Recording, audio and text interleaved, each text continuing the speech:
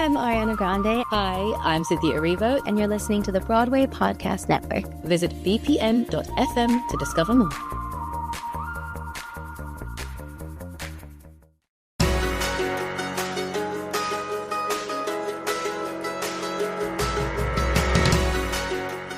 Hey there, welcome to a special bonus episode of the Theater Podcast. I'm Alan Seals, and back in March 25, I was invited behind the scenes to a special interview session for press for the Broadway show Floyd Collins. We were given a special presentation about the show, and I had some time to speak with the cast and creatives, including Jeremy Jordan and Tina Landau and Adam Guettel and pretty much everybody. I had them talk to me about their experiences rehearsing the show thus far at that point and tell us a little bit about the story of Floyd Collins itself, or himself. So speaking of which, for those who don't know, Floyd Collins, the musical, is based on the true story of a cave explorer in Kentucky in 1925 who, while chasing his dream of fame and fortune, got himself stuck in a cave trapped 200 feet underground. This became the first sensationalized tragedy in the nation as the rescue effort turned into basically a media circus.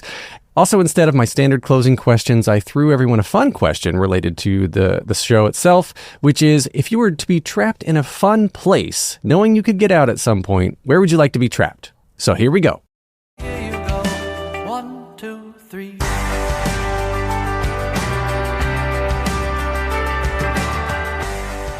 I'm Ted Sperling. I'm the music director and conductor for Floyd Collins. And this is a show that has been a very long time coming to Broadway. Were you connected with it before in the original 96 version of it? Yes, I did workshops of it in Adam's apartment. And then I also did the Philadelphia premiere. So then when they decided, or when you heard that it was coming here to Lincoln Center Theater to make its Broadway debut, have we decided yet if it's a revival or a debut? I'm going to let others answer that. Above our pay grade. So then, did you have to go back and just look at the whole thing with fresh eyes, or was it kind of a lift and shift? It's an interesting process. When you revisit a show that you did so much younger, do you bring all the years of experience since to bear? Yes. I think the answer is yes.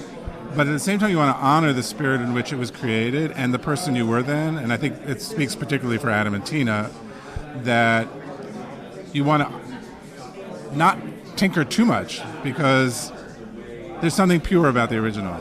Right. Well, how much direction did they give you versus you bringing your own personal experience to it? Because in the introduction, Adam was saying that, like, you cut songs, you move songs, like, you're shifting stuff around. So how much is you, where you're like, I think this is better, or how much is you just, like, waiting on them to say, here's something we need to try? One of the great things about our collaboration is that we trust each other so much. We've known each other so long. In some combination, we've known each other since our, early 20s. So I feel particularly with this team that I can venture an opinion and not worry that I'm overstepping. Mm-hmm. So when we've run something or listened to or read through, we get together as a team and we feel free to say anything, knowing that we may not agree, but that we can bring it up without fear. We can discuss it rationally, we can disagree. But usually we're all willing to try something and see what it feels like. And then we all have pretty much the same reaction usually. The same reaction of like, oh, okay, cool, yeah. Well, yeah, that was a good idea, but it doesn't work. Oh, great. Or, wow, that really does work, and let's try it. Well, for you then, watching this come together over how many decades now, right? And 3 decades, so 30 years of the making, right? Is it still a story that, well, you may have answered this already, but like, are you changing the script a little bit? Is it being adapted to modern, like post-COVID, we're not the same society? No, but this, I think qualities of great works of art is that they always seem timely, no matter what era you're in. There's always something true about them that speaks to the human condition, human nature. So there are little tweaks in this production, but it's still going to feel like the Floyd Collins people imagine in their heads or have grown up loving from the cast album. Right. Well, what do you want people to walk away with when they see this? Like, what's the one thing? It's funny, my mom remembers the production very vividly from when we first did it 30 years ago, and she says, I feel sorry for you that you have to do this sad story night after night. And I said, don't worry about me, Mom. It's not so sad in its own way. It has such uplift actually inside it. And so I think what I'm hoping is that people leave uplifted, actually. That there's a sense that going through something really difficult and tragic can have something on the other side of it. Of course. Well, someone should learn from it. They can take some catharsis out of something in their personal life. I agree. So we'll have a little fun question. If you had to be trapped in one place, and we'll assume you get out, but if you had to be trapped in one place and you didn't know when, where would you want to be trapped? Where would I like to be trapped? Yes. This sounds so fancy, but I just had this wonderful experience where I was asked to be part of a music festival on the island of St. Bart's. Oh. And of course I said yes. I wouldn't mind being there again. All right. You can be trapped on St. Bart's for a while. All right. Well, congratulations. Thank you so much. You. Yeah. My name is Lizzy McAlpine, and I play Nellie Collins in Floyd Collins. Ooh, so is that, what character is that in relation to Floyd? His sister. And so you obviously have a very easy journey of like struggle and loss and everything, right? Yes. Yeah. How are you coming at this personally to like set yourself up for emotional separation from your personal life, the show life, to be able to just like keep your sanity 8 shows a week? I mean, I've never done this before, so I'm kind of figuring it out as we go, honestly. But so far it's been pretty easy. I mean, that could change, and we haven't started actual performances yet, so I'll keep you updated. Okay, you're right in. Let us know. Yeah. So then, approaching this, did you research any of the original story, the original cast album, or anything? Yeah, I listened to the original cast album a lot, just to get the tone of the songs and the vibe, and we all got the book Trapped during the workshop, and so I read a bunch about him and his journey and what life was like in Kentucky in the 20s, but mostly I kind of wanted to keep it open, because I feel like Tina was very clear that like Trapped, the book, can help, but also we should kind of throw it away, because like they said in the earlier speech that they gave, it really like it bogs you down, and the story is about more than like the details. It's about the spirit of the whole thing, and so I kind of left it open. I wanted to come in with an open mind.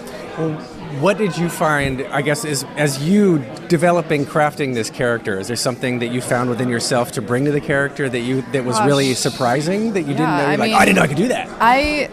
Well, first of all, I've been like really training for this because it's my Broadway debut and I want to make it good, and this has been my dream since I was like 8 years old. So I've been taking voice lessons and really like trying to up my game.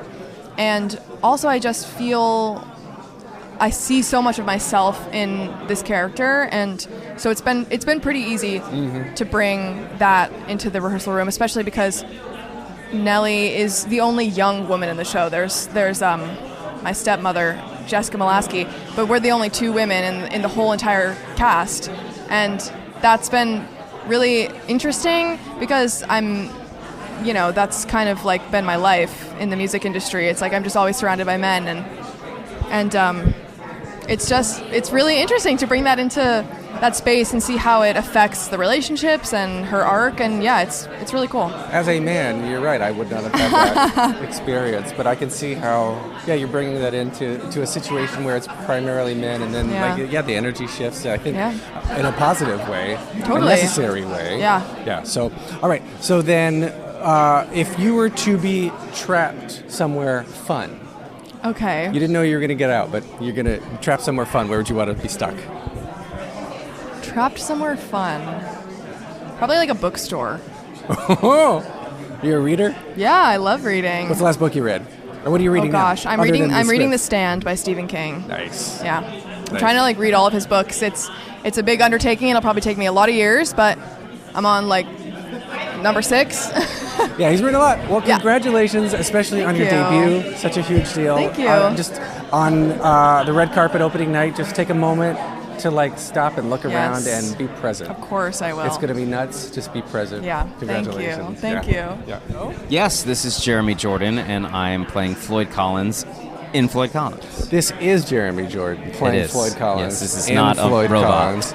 Remember last time we were talking about AI writing my intro for you my God. when you were doing the... Who knew? There you go. Anyway, so This is the real live person. They have not This used is my actually- voice. this is AI in previous Jeremy, though. recordings.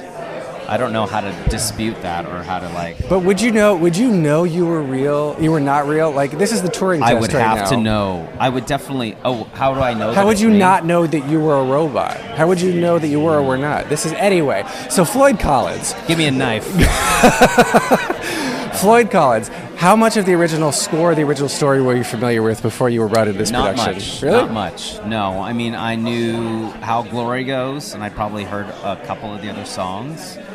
But before, getting called in to audition for it, not much. I mean, I knew what it was about. I knew it was a very beloved show to many people.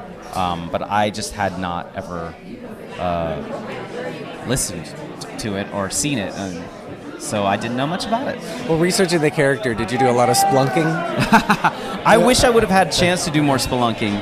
I got this while I was in a Broadway show, doing 8 shows a week. Gatsby. And then the very short break that I had from Gatsby, between this, I had 400 other things to do. So there was less spelunking. I watched a lot of videos. I definitely was a very active kid, and climbed a lot of things. I've been in caves. Fair. I also am probably a little claustrophobic, so I don't know that it would have benefited me specifically to get stuck in a hole just to feel like what it was like. But we're using our imagination. Fair. Well, the emotional arc of this character, I mean, there's so much that people can sympathize with, either watching the family of the character or being the character. Yeah. So was there anything for you personally that was drawn out of yourself that you were this is a new layer of myself? Yeah. Yeah. Oh yeah. I mean, I always find stuff like that with whatever character I'm playing, and I think it's really important to do that because you have to sort of ground it in something. And for me, Floyd is really, really playful and curious. There is a childlike energy to him that comes very natural to me. And I think that might be what sort of drew me to Tina, earlier on. Lucky me. but yeah, that's the thing that I love the most about him is that, he's in his late 30s and he's still a kid. He's still going off and exploring and wanting to discover this new land essentially, and provide for his family. And he's so singular in his determination. Yeah. He doesn't have any relationships with personal relationships with the ladies or otherwise. There's a little bit of a question mark in that. Yeah, but that's good. It's good to leave that ambiguous. What's kind of nice is that throughout the show, I think this person who's pretty solitary, even though he is very excitable and curious, begins to discover that human connection is actually really, really important. Yeah. And I think that's also something that I can really relate to as well. I tend to be a little bit more solitary, but often find myself, in moments of connection being I probably should try to do this more. Fair.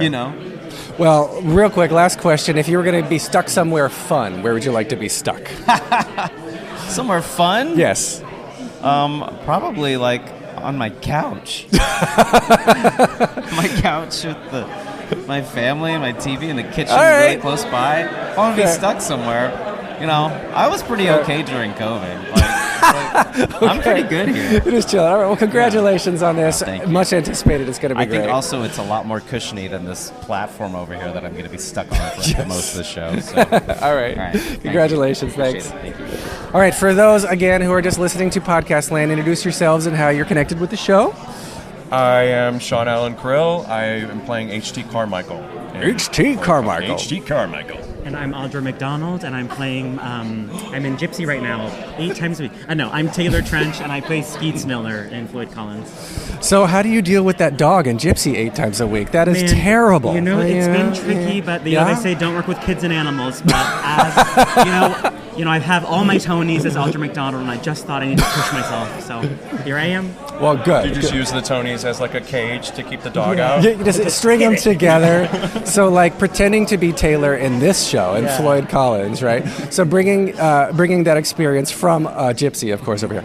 Did either of you have experience with the subject matter, I mean, with the script, with the music from the previous 96 production? Big time.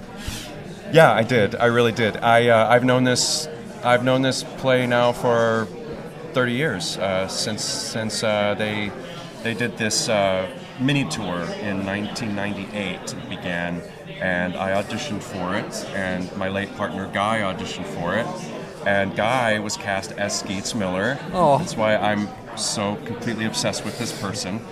I didn't get it, but I became... They'll be sorry. I became... They'll show 'em. I've said this so many times, I'm just tired of hearing this. No. I basically just became like head cheerleader of the show. I saw it so many times. It's when I met Tina and Adam and the entire cast, and I fell in love with the show. So this is a true full circle moment for me. I never thought I'd be able to be in Floyd Collins. I didn't know if it was ever going to actually finally make its way to Broadway, and the fact that that is happening was glorious enough for me. But then to be a part of it is just, I just keep pinching myself every day. I'm so lucky. It's very cool. And I listened to this cast album every day on the way to high school with my friend Wendy Stewart. We would just scream the Riddle song, nearly veering off the road, killing whole families. But it's been my favorite cast recording for You heard it here first. Yeah. Audra McDonald likes to kill families. Vehicular manslaughter. Anyway, I love this cast recording, and what a true privilege and pleasure to listen to it 24/7 now.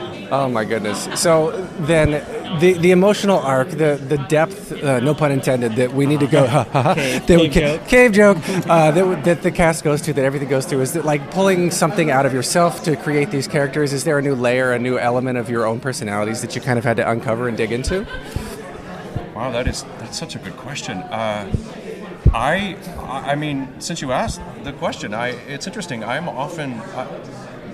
Sean, am really kind of like a shy person. I don't really like to be in front of people and say things. So, like, things like this are a little challenging for me. But I am often called upon to play people that take up a lot of space. And H.C. Carmichael is definitely one of them. He's actually, Taylor and I both play characters in the show that kind of come in from the outside of this sort of local community. And, he's a guy that just comes in and he knows exactly what he's doing, and he knows exactly how to save this guy, and he doesn't question it for a moment. In the beginning, he's sort of seen as the villain of the piece at the beginning, and then you sort of slowly realize that he's actually just like everyone else, just trying to get this guy out, to rescue him. Yes, it does, to answer your question, it does sort of uncover something in me, like that part of me that wants to just sort of, without abandon, or with abandon, just sort of take up space and have that kind of formidable confidence. Absolutely. I love that. Yeah. Sean is shy, whereas I love the spotlight. Audra. Sorry.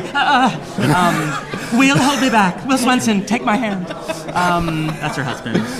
Sorry, I'm gay. I know all about Walter McDonald. This has been an interesting challenge in that one of my primary scene partners, Jeremy Jordan, playing Floyd Collins, is trapped in a cave the whole play, and we're unable to look at each other in the eyes. So it's like Love is Blind, essentially. It's exactly Love is Blind. Wait a second, they ripped off Love is Blind.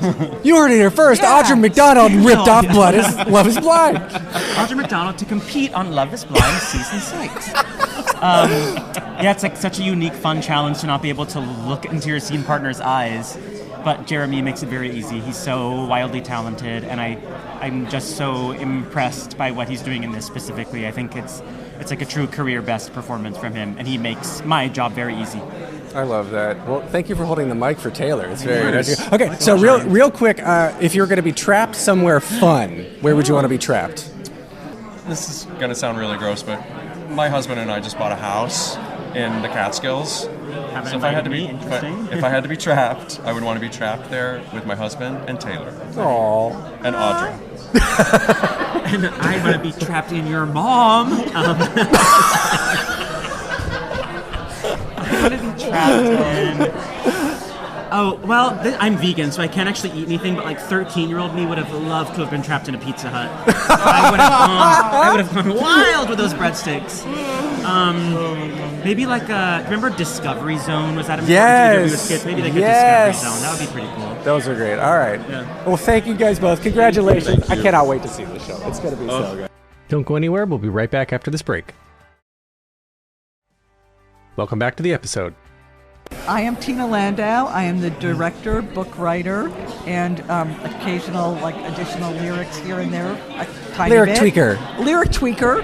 And this is my dear friend and collaborator. I'm Adam Guettel, wrote the music and lyrics, and I'm Tina's basically assistant. It's really how I like to think of it. Well, listen, I did not realize you had such a history, a personal history that you were talking about in their opening speech, that you guys met in college, right? Yeah, we met in college, and I also remember Ted Sperling, who is our music director and conductor, also was in college with us, so we've all known each other since then. So 42 years. I've been working with them for 42 years, and they may have done things before I even came on the scene. I've been working with him 42 years. Where did the original Floyd Collins idea germinate?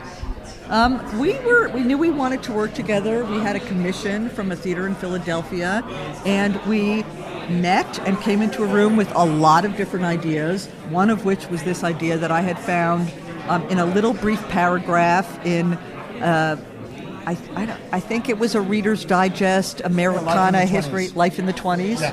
Thank you. He knows what I don't.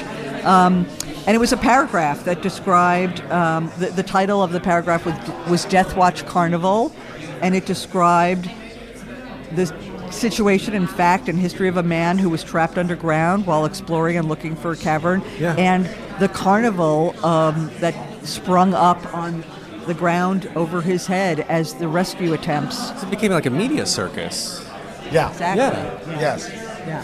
So then at what point, I mean, it grows and it grows, and at what point did you get to Off-Broadway in 96? And then the follow-up to that is, why now, 2025, to bring it finally to Broadway? I think Adam and I really never felt finished. It's not like we did Floyd or the subsequent mini tour. Even when we took the thing on tour to regional theaters 3 years later, we were writing new songs and changing things, and I think we left that process feeling the same, but feeling not that we were done, but that we wanted to wait for the right time and place. When it was in the right space, and nothing against playwrights, because it was a wonderful opportunity, it went well there, but to do it when it was ready, when we had really completed it, and when we didn't want it to be in New York until we had the right space. So that was 30 years. Wow. And like Lincoln Center Theater, this is just such a lovely space to be in. Why is it this space that attracted you so much to it?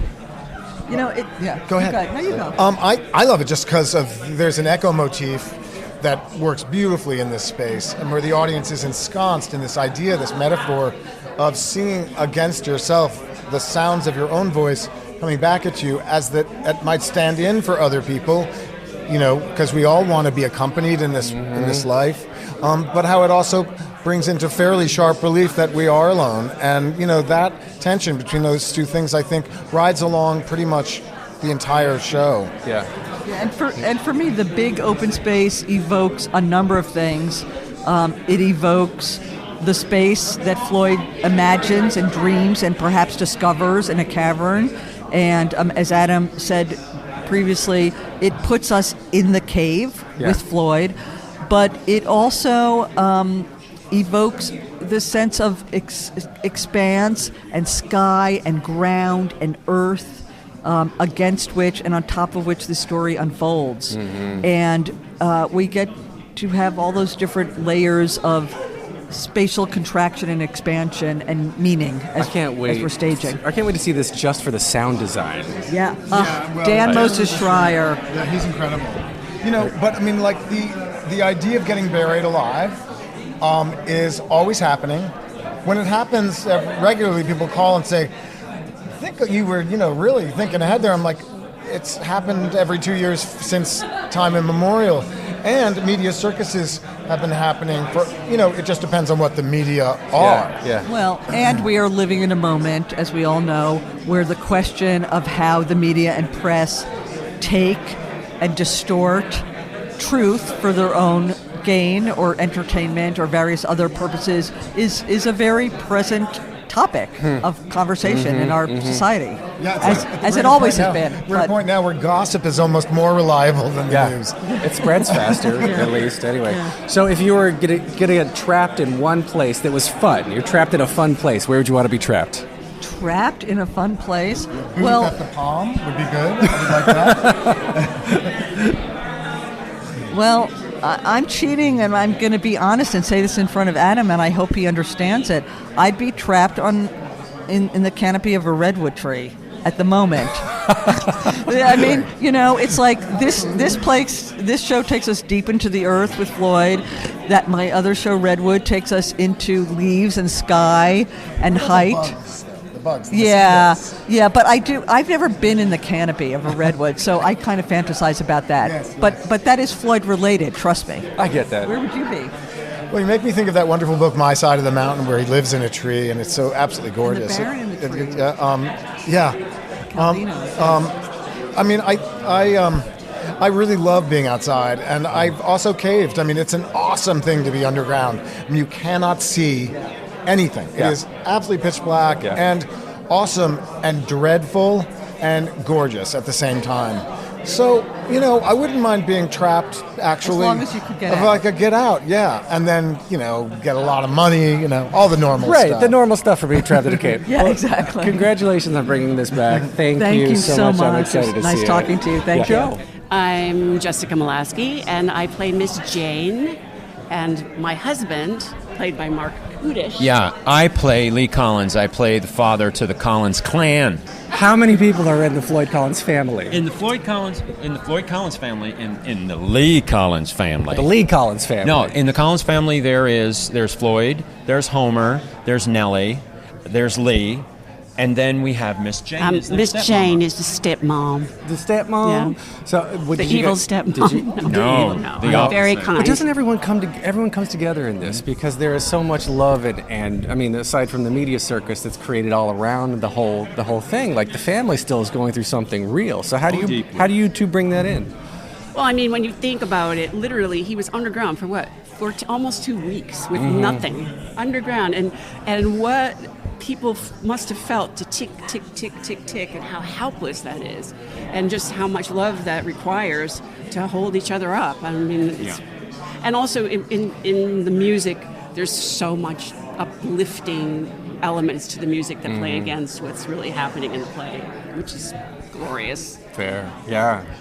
Did you have previous experience with the content, with the original cast album before coming in here? No, we're allegedly, the both of us went to the first preview at Playwrights Horizons. I remember everything about it. It was so stunning. You said allegedly, but you remember everything. I do. No, but we didn't know each other then, so that's why I don't think that we... Oh, you allegedly went together. Yeah. Yes, okay. We both went, but we didn't know each other then. Right. We've known each other for... We've known each other for a long time. 25 years. We've worked together. We've worked with Tina. We've worked with Tina for years and years and years and years. So this feels very old home. It feels very relaxed and easy, especially with us. Yeah. Because we know each other and have done this. We trust each other. Right. Yeah. I mean, Mark is a rock. He's a rock on stage, and I've seen that over and over again, and that makes coming to work so much easier because it takes the question mark out of, who's this guy I'm going to play opposite. Right. Well, but I mean, it's even like the first time we sang through, like we were in rehearsals and we sang through, Heart and Hand, and Tina literally was like, okay, we're good. We're not going to do that again. Because she was just like, it just is. Yeah. Mm-hmm. And I think so much of this show, that's what I love about the piece and the story, and like you said, it's a real thing, this. It just is. So much of this show just is. So, like, there's a lot of emotion, and like you said, you're watching a family deal with a situation, and this is just one of many situations that this family and this community has to deal with in a period of time where technology is changing rapidly. Right. You know, which we have to remember, the radio is a brand new thing. And as we've said before, this is our country's first real moment of sensationalism. Yes, I didn't 30,000 think about that. people showed up almost overnight in the middle of like the Kentucky cavelands. It's really, I mean, it feels so timely. It was like they wrote that part of it yesterday, and also how the stories get skewed to make the stories maybe more dramatic or more romantic, but the media, you know, I think that was the very first real. It was. Maybe the Lindbergh baby, and then this one was the first sensationalized story about a tragedy. When was the Lindbergh baby? I think it was right around the same time. Right. Yeah. But I mean, like, this is in a moment because radio, right? Right. The newspaper's already out there, but it's also but the newspapers got syndicated. That's why Skeets Miller ended up winning at 20 years old the Pulitzer Prize for literature for newspaper, right? Yeah. Because he was a cub reporter doing athletic stuff, and he was so small he got down into the cave, and he got that the story went out to syndication, and thousands of people all over the country were sitting there waiting with bated breath. I mean, think about that though. Like, so it's just the human condition. We're always going to do this, right? We're always going to do this. This is who we are as creatures. We want that. Sensationalism is a part of our nature. Storytelling. Right? Storytelling. Yeah. And rubbernecking, the odd wanting to see the accident, you know, whatever that is. And history, man. Like, we're bringing history to the present, and it feels present, and it feels relevant. It's still the same thing. It's like you said, the same motifs. You said that like the sensationalism could have been written yesterday because we're going through all of that again and again again. I think this is the right moment for this show because it's all about overcoming adversity. It's all about redemption. It's all about having faith in something and you know, being in the moment and not, you know, being able to change things. I mean, I think it's the perfect time for the show. I do too. Okay. So then real quick, last question. If you're going to be trapped somewhere fun, where would you want to be trapped? Oh, I'll tell you where. Honestly, if I had to be trapped, what do you mean by, like, trapped? Like, you know, you couldn't get out. You know you will get out eventually, but you don't know when. You're just trapped for an indefinite amount of time. Fine. I want to be trapped. I want to be trapped up at the cottage in Canada. For some reason, I want to be able to not be able to leave the lake. Wait, that already happened for 2 years. Yeah, in the pandemic. No kidding. But I'm being honest. I want me, my wife, and my dogs to be absolutely trapped at the cottage and on the lake. We can't leave the lake. That's what Jeremy said. Jeremy's like, I want to be trapped on my couch. Yeah. Like, well, that's the case. Honestly, I had a moment. I had a moment the other day in rehearsal where I was like, this is pretty close to heaven for me. Like, if I wanted to put down on paper all these people and the music was wafting and people were singing and everyone was being so creative, and I was like, yeah, that would do it for me. I love that. That's beautiful. Yeah. Well, thank you so much. Thanks. I can't wait to see this. This is going to be wonderful. I can't wait for you to see it, Alan. Thank you. Thank you. Thank Good you. to see you. You too, mate. Right. Thank you. Did you ever... My name is Jason Gotay. I play Homer Collins. Get out of here. So obviously you guys get no fun done. No hate fun it here. No, it's miserable. Yeah. So what was it like coming into this rehearsal process with this amazing cast, with a story and a soundtrack that's already been proven to be so touching? Really intimidating, Really? quite scary. Floyd Collins is one of those shows that as a theater person you hear about your whole life. I had never actually gotten in depth with the show until I learned I was auditioning for it, and I went to the Performing Arts Library right here in Lincoln Center, and I went to their archival room and I watched the original production from 1996, which is my favorite way to greet any show. That's the best way to learn about a show. Hear it for the first time, let the story kind of wash over you. But I was aware of the history and the following and the community's love of this show, and so I was a little scared walking into it because I felt like expectations were high. But because the piece was new to me, I got to approach it with fresh eyes, and that's actually been really helpful in this process. Do you often, I'm putting words in your mouth, get imposter syndrome? Oh, heck yeah. Oh, every actor does. Yeah? Maybe Marc Kudisch doesn't, but I sure as hell do. Sorry. Oh, no, I absolutely do. And that's something that I struggle with, especially, being in this room with so many legends, with Tina, with Adam, with Jeremy, and Lizzy, who's amazing and such a star. I'm such a fan of her work. So there's always that little part of you that questions whether or not you are worthy or you are good enough to be in the room. And then, of course, you settle into the process and it becomes about the work, which is great. Well, when you are feeling like an imposter, just remember, hottest is modest. It's modest is hottest. Okay, modest you better get it right. Fuck me. But that is true. That is that mantra that says. Just remember. Okay, so when you have imposter syndrome, remember, modest is hottest. I see what you did there. Yes, that slogan will follow me for the rest of my life, I think. Which there are worse things. That is okay. So specifically about teeth, coming into this. Kind of a nice juxtaposition in tone and content and whatnot. So is that an easy shift for you, or are you just like are you shifting from first to second, or is it from first all the way over to sixth? I think it's the latter, certainly. The thing about Teeth was I'd been working on it for so long, and we did two essentially back-to-back productions between last spring and last fall, and so I was ready for something new, something totally different. And then this came along, and it's totally different musically. I get to use my voice in a totally different way, and what a dream to make the leap from that world to this one. It's been a very exciting and very varied year, and that's such a gift for an actor. I can't wait to see you in it. So just real quick, last question. If you were to get trapped somewhere fun, where would you want to be trapped? Oh my gosh, probably like in a candy store or something, where I can just eat myself into oblivion.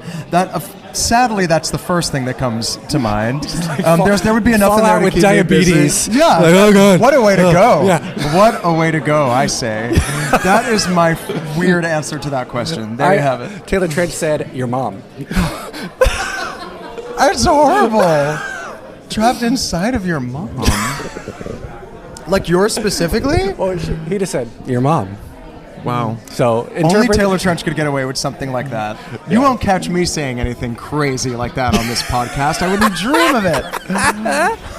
Well, thank you so much. Yeah, thank you, my friend. Take a deep breath, make the world a little colorful.